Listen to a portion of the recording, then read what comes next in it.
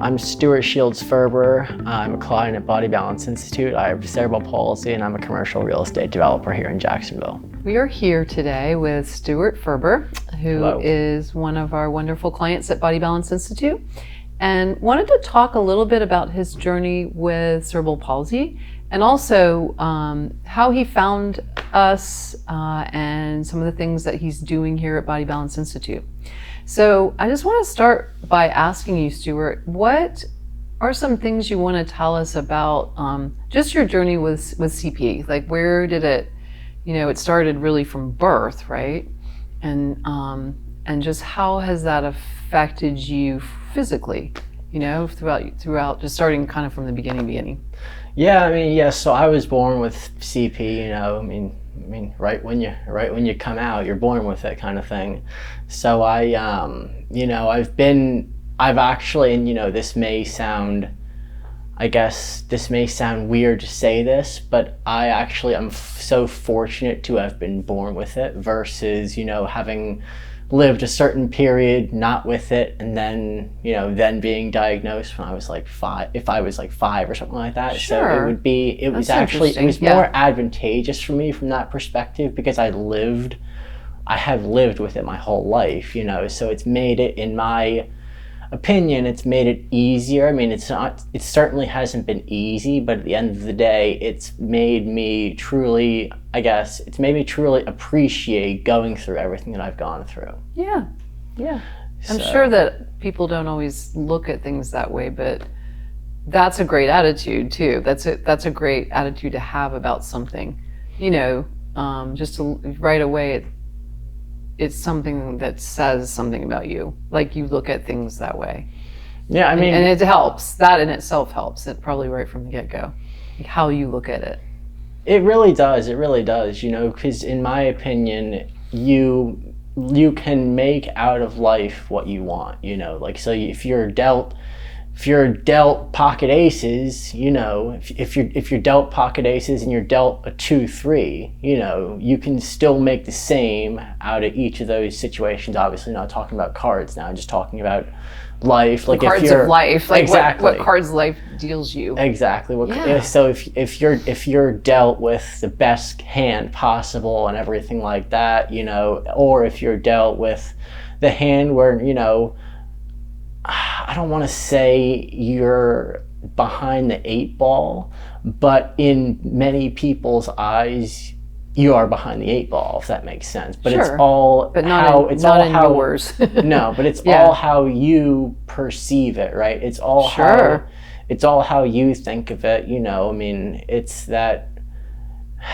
So I'm a big sports guy, right? And so it's the whole last man on the roster mentality, right? It's like, even though you may be the last man on the roster, you're still going to work as hard as the star quarterback or the star receiver or the star offensive lineman, the star running back, whatever it may be. So it's just kind of like, if you have that work ethic and if you have that belief and that inner kind of motivation within yourself, that truly makes a difference. And that's at least what I found for me, going through everything that I've gone through and, continue. So you had that right from the beginning, and that was your challenge. Like, your work was I'm going to work hard to get through these challenges. Because you had a surgery pretty early on. So right? I had a lot of them, but it started early on. Yeah, it started early on. So when I was 2.5 years old, I had a selective dorsal rhizotomy. So I don't really know, the only thing I really know is, so when I was at birth, my arms and legs were crossed. And that surgery, essentially what it did is they made an incision in my back. And then I guess they severed some nerves, had to have severed some nerves, and that uncrossed my legs and my legs and my arms. Yeah. And I guess, obviously I don't remember that, but from that moment, from that moment it was go time, so to speak. Sure. So when you had a lot of things that a 2.5-year-old doesn't normally have, as far as rehabilitation and having to go through a lot of different things just to even have the surgery and then rehabilitate yourself. Yeah. Yeah. Yeah. So when I had that surgery, it was 2.5. Before that, I was born in Morristown, New Jersey. When I kind of started, we found a really good physical therapist down in Plantation, and I had a couple of sessions with her and everything. Well, no, probably more like 10 or something like that, because you need to have you need to have that kind of you need to have that quantity in order to and see quality. really, It sounds like you had to find somebody that was really good at what they did. Yeah, well, you had to have the quantity, right, to understand the quality. So you kind of had to have. Yeah. You had to have a good number of sessions to really understand, like, hey, look, like, this chick is the real deal. And it's helping you. It's absolutely helping me, and she was the real deal. She was, and that was when my mom made the decision. She was like, this lady's going to get our son to walk, and we're moving from New Jersey to South Florida, and that's how it happened. My mom and I got on a plane. My dad drove. My mom they had 3 dogs at the time, so my dad drove the 3 dogs down from New Jersey, and that's kind of where we started our life, and I started my life in South Florida, so to speak. Sure. And so you learned to walk again, like. You learned to walk, actually, because before you couldn't really. Yeah, and it was funny, because I was actually I asked my mom about that around. I'm like, Mom, so like how did I crawl around and stuff like that? And she's like, well, you kind of did the army crawl thing. Like, you didn't fully crawl, but you did the army crawl on your elbows. That's and everything awesome. Like that. Yeah, you went through that stage of development. Exactly. So, but no, it was like, obviously I don't remember it. Actually, my first memory that I can say with like clear certainty, this is what happened when I was in preschool, and it was my preschool graduation at the time, and I remember walking. This is I had like quad canes and stuff like that to help me get around. In that graduation ceremony, I remember it was the first time that I ever walked without anything. Wow. Okay. So I had these quad canes, and I also had. I don't know what they were called. I just called them cables, and they're kind of. It was a belt that I wore, and they had two cable things almost. For lack of a better term, coming down my leg, and I guess I wore an SMO or something in my shoes that they connected to, or something like that. Oh. And anyways, and I guess I didn't wear those that day either, and so I walked up the steps. I don't know how many steps there were to get. But it was a real graduation for you. Yeah, literally. Most people think about a pre-K graduation. It's like, what's a graduation from pre-K? What are we even doing here?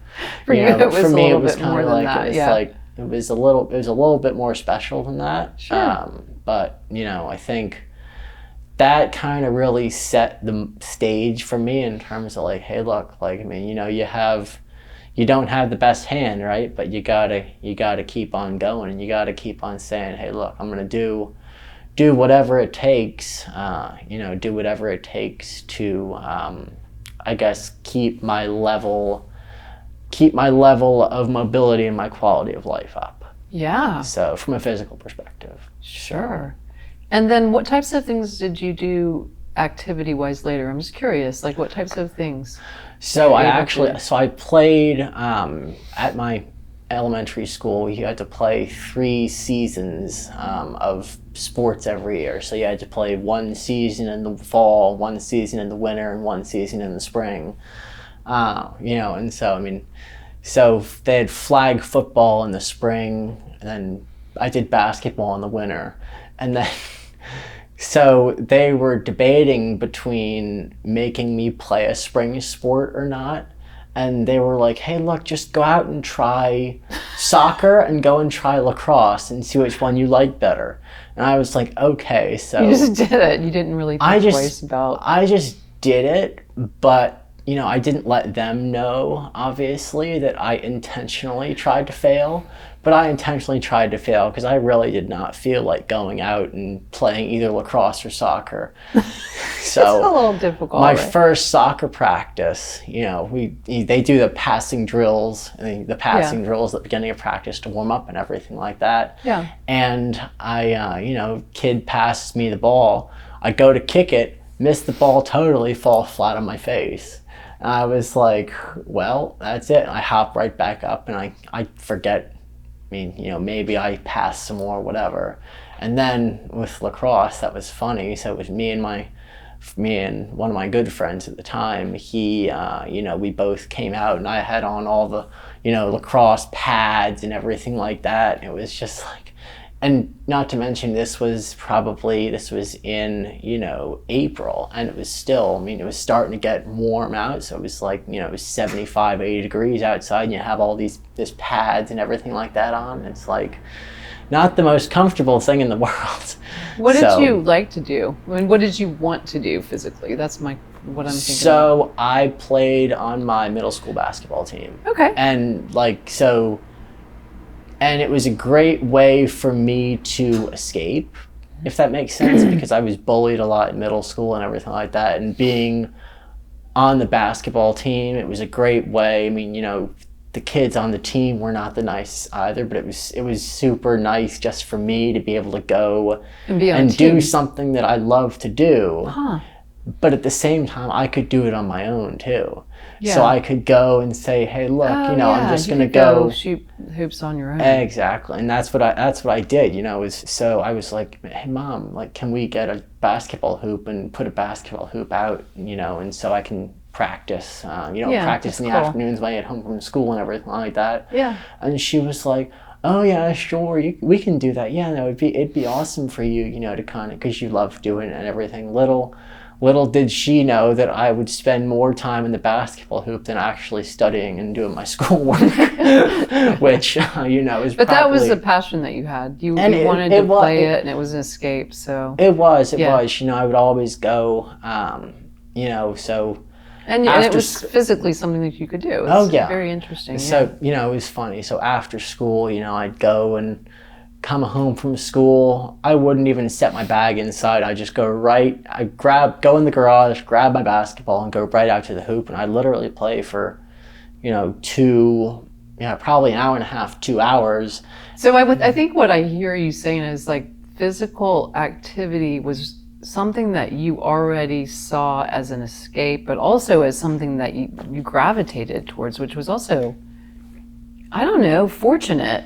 No, it really is, because you already understood at a very young age that you had to stay physically active, more so probably even than the average person, I would think. Yeah. Because of this condition, right? Yeah, it was really nice though too, because it provided a space for me to get out of the dark place I was in, and it made me kind of like, it made me see the best version of myself, if that makes sense. Absolutely, yes. Like my only basket that I scored on that team was in 6th grade, and I remember, I think it was like the playoffs or something like that, but anyway, or it was a game to go to the playoffs or something like that. And, yeah. It was my birthday, and so my mom, my dad, my grandfather were there and at the school and everything like that. And, you remember that one. Oh, yeah. I remember that one. I remember the play. It was underneath out of bounds play, and I can remember. I'm not going to bore you guys with the diagramming and everything of it, but I remember exactly, because it was another one of those, like that graduation. Yeah. It was another one of those moments in your life that really you made a huge accomplishment. It's true. Like, there's not too many people out there with cerebral palsy playing basketball. Like, I don't think. I'm just thinking. No, I remember the exact play and everything like that, and that as you said, it really is like one of those momentous occasions where it's like, hey, look, that was my actually, I'm trying to think. So I airballed a 3-pointer before that, and I airballed a 3-pointer. I think I airballed another shot or something like that. I didn't play very often, right? So I kind of was like, every time I got in, I was kind of trigger happy, so to speak.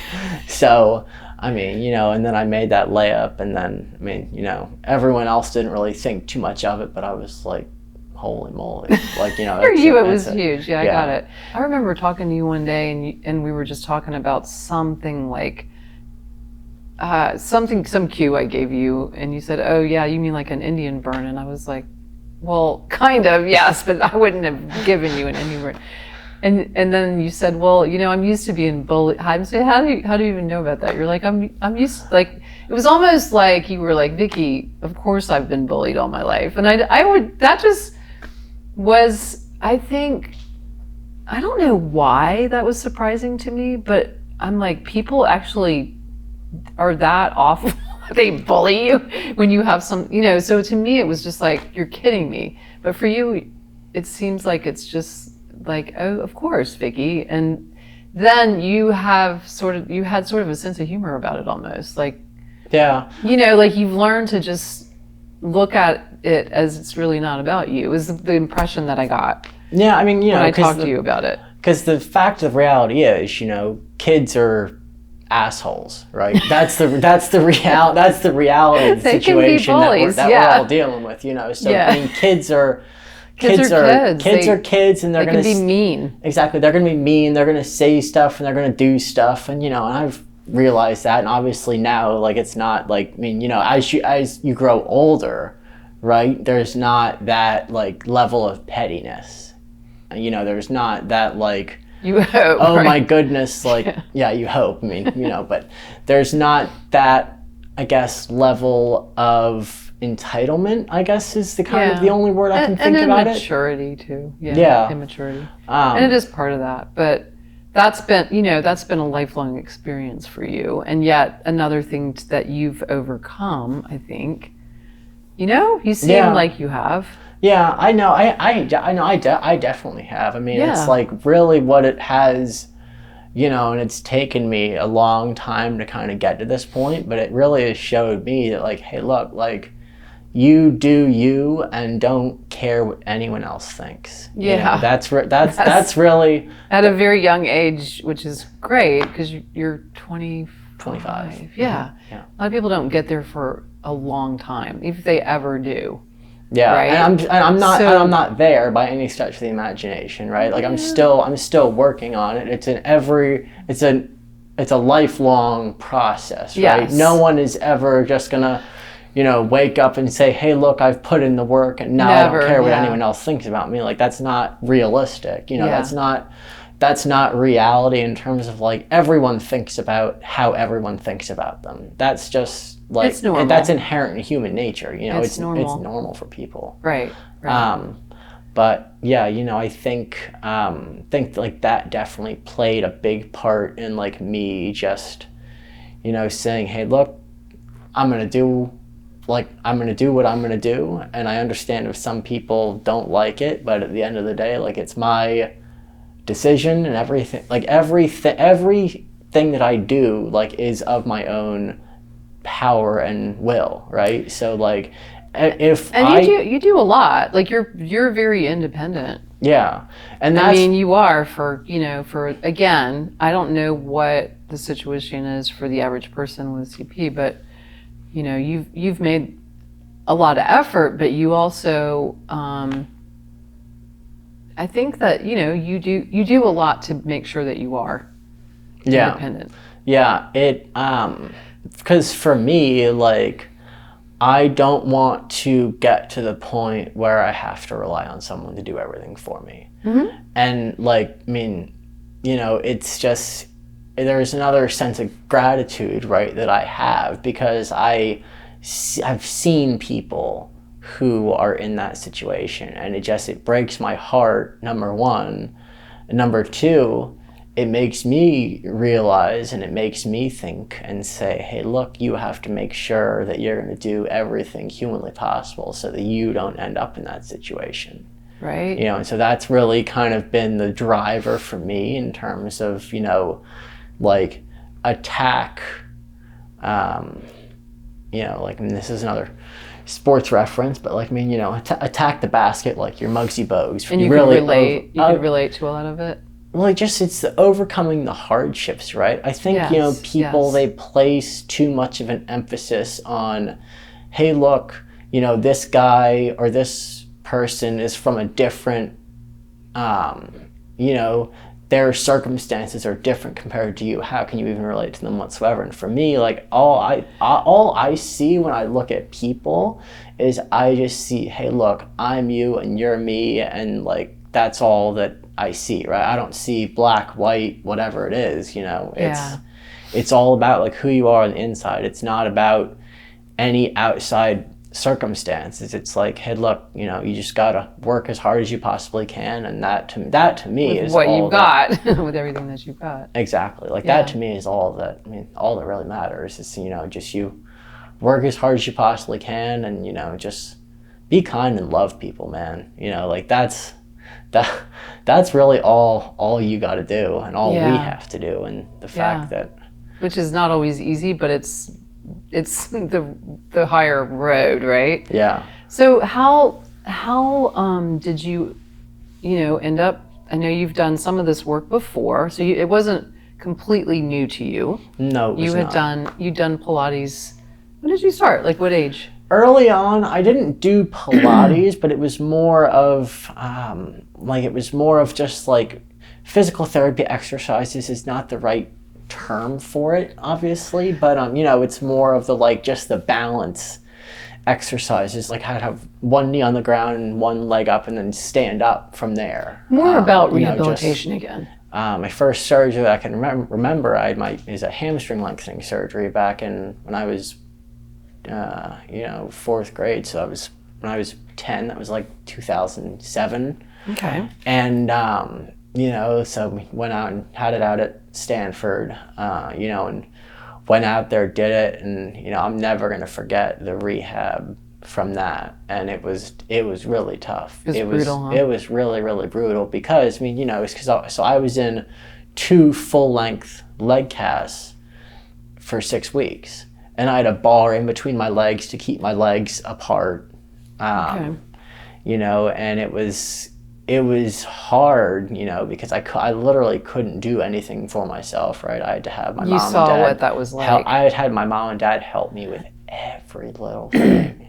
Yeah. And, so that experience for me, it made me want to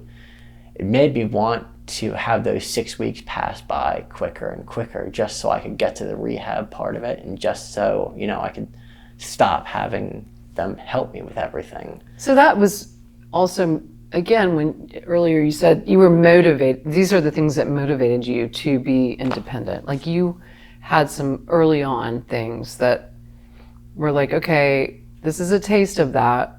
I'm going to try to do everything, like you said, humanly possible to prevent that from happening. Yeah, it's on my future path, whatever. When you have situations, when you have situations that provide obstacles like that, it's how can you get around those obstacles, right? How can you, if you can't go straight down the road, can you go around the road? Can you go under the road? Can you go above the road? It's not it's nothing is ever going to be a 1 + 1 = 2 situation in terms of it's rarely it's that easy. Yeah, life isn't really like that. No, and that's the but life isn't. Exactly.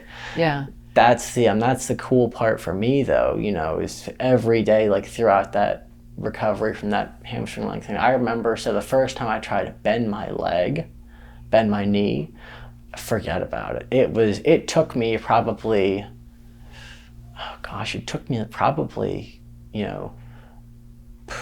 3 or 4 months to where I could bend my knee just 3/4 of the way, not even all the way, because being in that locked position for so long, and then trying to bend and then bending it and everything like that. Yeah, it's a long road. It's a long road, and it took a lot. But and then later you had to have hip surgery on one hip, and then you had to repeat it, right? Yeah, so it was freshman year of high school, and I had gone away I made the decision I wanted to go away to boarding school. Independence again. You're like, I'm going to try to get as independent as I can. Yeah, exactly. So I go away and everything like that. And this is actually the preceding summer. And my friend and I we're watching his dad play in a golf tournament. And, like we're walking along the course and everything like that. And all of a sudden, I take a step with my left foot and go to take a step with my right foot. And I can't. I look down and there's a golf cart tire on the outside of my right foot. I'm looking at everything. I'm like, I don't even scream or anything like that. I'm just looking at it in shock. I'm like, wait, what's going on? But that length of time, it was only like 5 seconds. Then somebody ran with a golf cart. Well, then I started howling and everything like that. After I looked down, I started howling and everything like that. And then the lady, she rolled over it, and I was like, oh my goodness, okay, like it's over. And then she proceeds to back up over my foot again. Oh my God. And, it was just one of those things where I was like, well, I terrible. mean, it happened, right? I mean, it wasn't a good thing, but at the end of the day, like it made the fact that because my hips were already in really bad shape, and so you needed to that kind of exacerbated it, and like thank goodness it did, Okay, there you are again. So looking at me run over by a golf cart as a positive experience. I'm saying I think that's you. Yeah. You're like, well, there was a reason for this, and it needed to be, my hip needed to be done. Yeah. Which is great. Yeah. So, I mean, it is, Stewart. So anyways, that was in July of 2012, and then in January of 2013, I had my right hip done. Okay. I had a plate. 6 months later, you had the other hip done. Yeah, then 6 months later, I had the other hip done. In both hips, I had a plate and then metal screws put in. And a lot more rehabilitation again. Yeah, there was. Yeah. So a good part of your life has been surgeries and rehabilitation. Yeah, hasn't it? The funny part about that too is, so the next year, that next June, I had to have a surgery to take all the metal out, right? Because they were contemplating. They were like, well, do we leave it in? Do we take it out? What happens? And I guess the doctors were like, hey, look, like in the long run, it's going to be best if we take the metal out. And like, I mean, I don't know. It's my dad, he can't deal with like looking at like blood or anything like that.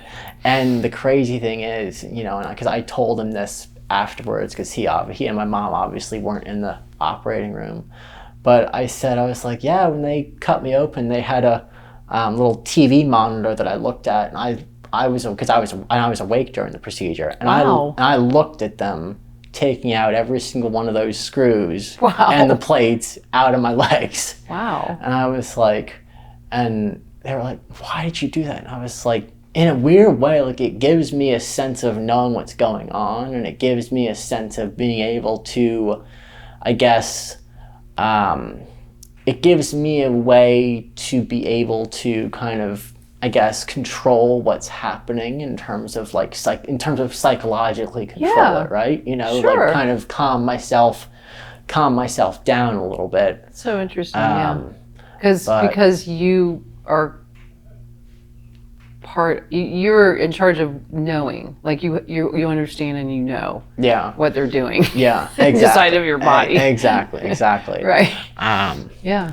But so you started Pilates, I guess after that, later in South Florida. After that in South Florida. And then in 2019, I had another surgery where they derotated my right femur out, and then they did what's called a tendon transfer on my right foot. So the tendons on the inside of my right foot were too tight, and so they cut half of a tendon, put half of that tendon on the outside of my foot to try and counterbalance the tightness. And so that I had that surgery in 2019. Yeah.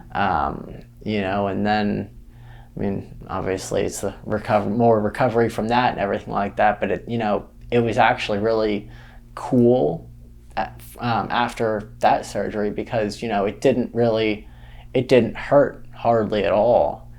And, you know, it was really cool because so I was in the recovery room after the surgery and everything like that. And that night, you know, nothing happened. But then the next morning I was like, hey, look, like I'm ready. Let's go to physical therapy. And like, you know, I want to start walking on this thing. And the doctor came in and he was like, are you sure? And I was like, let's go. Let's ramp this up. You know, the nice thing about having gone through something before, even if it's not the same situation, the nice thing about going through the same, I guess, type of situation is that you can understand the limits of your body. Yeah. And you can understand kind of what you can take and how far psychologically you can push yourself physically, if that makes sense. Yeah. And so I knew it at that time. I was like, I knew I'm ready, you know, like, I mean, you know,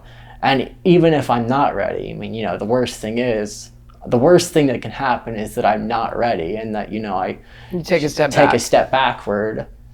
But in the scheme of things, you know, the step backward is just my body telling me, hey, look, I'm not ready for this yet. But thankfully I was ready and everything like that. You know, it was good. It was good. You know, my mom actually, she took a video of the whole thing. It was funny because came out of the hospital room in my walker and like everyone was just watching me. And I was like, like this is kind of, you know, I never like. They weren't sure what was going to happen. Maybe like they're like, is he really going to just get up and go?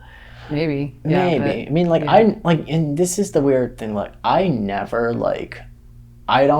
a spotlight person, right? Like, I don't like being like the center of attention and everything like that. I'm just like, hey, look, I'm gonna live my life, and you know, if it happens, like, I mean, you know, if I live my life and it happens that, I mean, you know, I happen to inspire other people, like that'd be great. And that was kind of my attitude, you know, kind of, you know, when I was younger and everything like that. And now I've kind of taken a step back and like, hey, look, like, you know, I can really do some good if I share my story. You know, that's absolutely true. If I can share my story and if I can impact a person who, you know, maybe is not going through the same thing, but is going through a hardship and, you know, something similar, and I mean, you know, maybe even the same thing, you know, and they were just like, how am I going to get through it? You know, how am I going to get through all this? Am I ever going to be able to walk, for example? Yeah. I mean, things, you know, like that.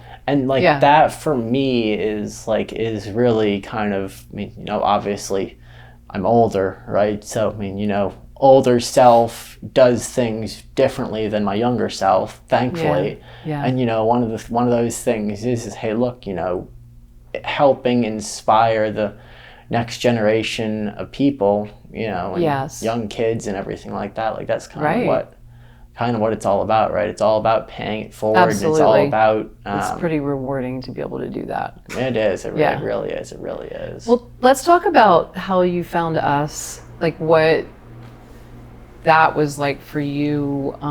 Why did you find us? Like, what's new about this place? Is there anything you haven't done?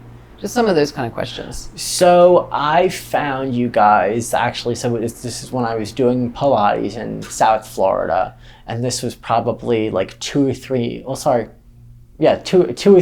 after I had moved up here. Okay. You know, and my girl who I'd done Pilates with down in South Florida, she actually reached out and she said, hey, you should look at this place. They do this thing called gyrotonic. And I was like, all right, like I'll do it. It kind of you to that. Yeah, kind of one of those. Oh, I'll do it, but I'm not actually going to do it. I'm just going to tell you. But I'm going to tell you what you want to hear, so you can stop asking me about it, kind of thing. You're like, oh yeah, that sounds great. And then it got to. I'm not doing that. Yeah, and then you know I kind of was like, you know, I got to the point where I was like, hey, look, I I just got to do this, because if I don't continue working on my physical self, like, me being able to get around is the most important thing. There's nothing else happens if I'm not able to get around, and one of the great things is I got a that was kind puppy. of an epiphany for you at one point though, right? Where you were like, okay, I better do something. I remember you saying that. Yeah, it was really. My mom, I love her to death. She said to me, she's like, hey, look, if you don't do something, then you're not going to be able to do anything. And, I was like, you're right. Like, I love her to death because she calls me on it, right? Like, when I try and say something, talk out of the wrong side of my mouth, and she's like, really? You're really going to do that? So I it's super awesome to have her, just have her kind of not telling me what I want to hear, but what I need to hear, right? Because what you need to hear is the most important thing. Yes. So anyways, so I found out about you guys probably, and then after whatever it was, 8-9 months, then I called you and was like, hey, Vicki, I'm stages Stewart. of change. Exactly. First I would think about it for a little while. Exactly. Yeah. Stages of change. That's when I called you, and I remember. So you were like, oh well, so I called. I can't remember what day it was that I called you, and you were like, well, I was 6 a.m. open the next day, and I was thinking to myself, I was like, how am I going to do this? Waking up, and then, anyways, I did it. So I woke up. Came here, worked out, went back, walked in, then went to work and everything like that. And I was thinking to myself, I was like, I could do this. Like, I could. It's feasible, but not optimal, right? But it definitely is feasible. And that's kind of that afternoon. I was thinking about it to myself, and I was like, this is going to be a good trajectory, and it's going to lead to a lot of good things in my life. It's going to lead to me meeting great people like yourself and Cheryl and Wesley, and it's not only that, but it's going to help me kind of maintain that quality of life that I'm looking for, and kind of get back to the core of myself, which is you fight for everything. You don't lay down for anything, you fight for everything. And so how has it made you feel, Gyrotonic? How has it helped you? It made me feel really, really good. I think one of the main things that I notice is and this is a common misconception, I feel like, is people think oh my goodness, to be in shape, you have to lift all these weights and everything like that, and body build and everything. I'm for some people that's great, for some people that's great, they get their exercise that way. But for me, I was thinking, obviously I can't do that. For me, really what it is and really what I love about it is the stretching aspect of it. That's, my body, I just feel so much more open as a result of Gyrotonic and Pilates, and just kind of, I guess, reinvesting in myself, if that makes sense. Sure. And you do work also really hard. I take you through advanced stuff. Yeah. So, beyond stretching, let's just say, beyond that, just using your own body as a resistance tool, right? So, so, I think Cheryl and I were both surprised at how much you could do.